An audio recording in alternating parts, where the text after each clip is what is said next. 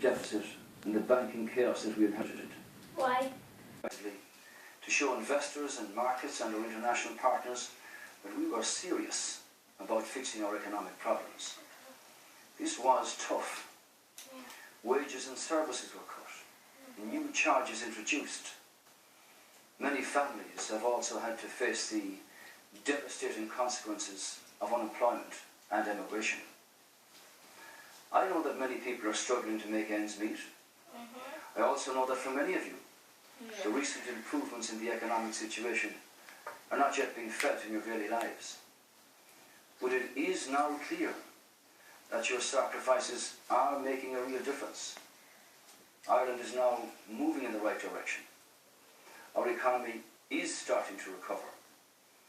While we still have far too many people out of work, jobs are being created.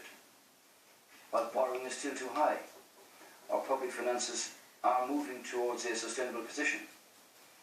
Internationally, our good name and our credibility have been restored. Thanks to these efforts, Ireland will exit the EU-IMF bailout tonight. Tomorrow morning, Ireland will again stand as a full member of the Eurozone, with the same rules, obligations, supports and opportunities as all other member states. From tomorrow, we will access the financial markets in the same way as other countries. This is an important step, but it is not an end in itself. Our lives won't change overnight. But it does send out a powerful signal internationally that Ireland is fighting back, that the spirit of our people is as strong as ever. Your patience and resilience have restored our national pride and empowered us to face the challenges that remain.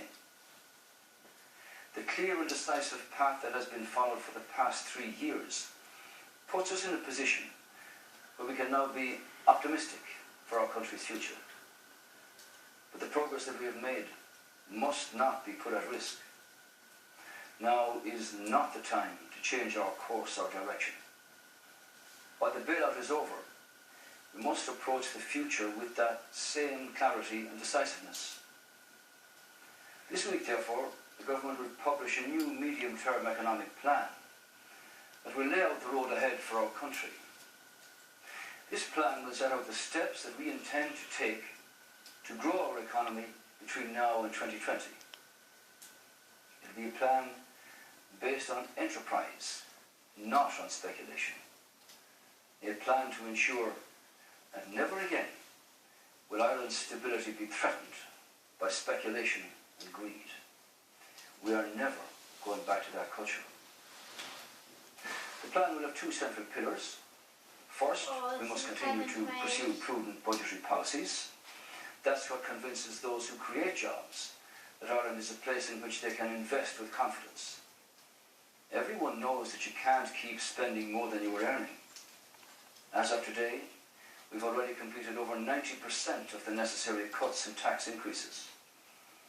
As a result, we can now begin to reduce the national debt burden. So by 2020, with continued effective management of the public finances, we can eliminate government borrowing and cut public debt by 1/4 relative to the size of the economy. The second pillar is to get more of our people back to work. The creation of jobs will be at the heart of the plan. 3 years ago, 1,600 jobs were being lost in this country every week. Now, every week, over 1,000 extra new jobs are being created. That's progress, but we must build on that.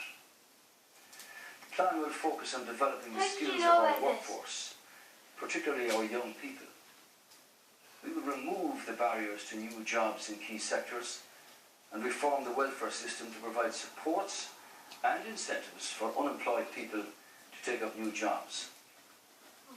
It will show how we will require the banking system to become a contributor to the economy rather than a huge drain on it. The banks must do more to deal with mortgage distress and to provide access to credit for small business. By increasing total employment to over 2 million people by 2020, we can replace replace all of the jobs that were lost during the crisis with new jobs, offering many of those who have left Ireland the choice to return home. Creating more jobs will also improve our public finances and help to bring the era of tough budgets to an end. Throughout our history, the Irish people have always shown that nothing is impossible for us to achieve when we really apply ourselves to a challenge or to a cause. Believe me, government will work with you to put in place the foundations for a secure and prosperous future for you and the next generation. I thank you for the part that you have played in Ireland's recovery to date. My commitment to you and to your families is that for the remainder of its term, this government will work might and may to finish the job that you entrusted to us. Thank you. God willing,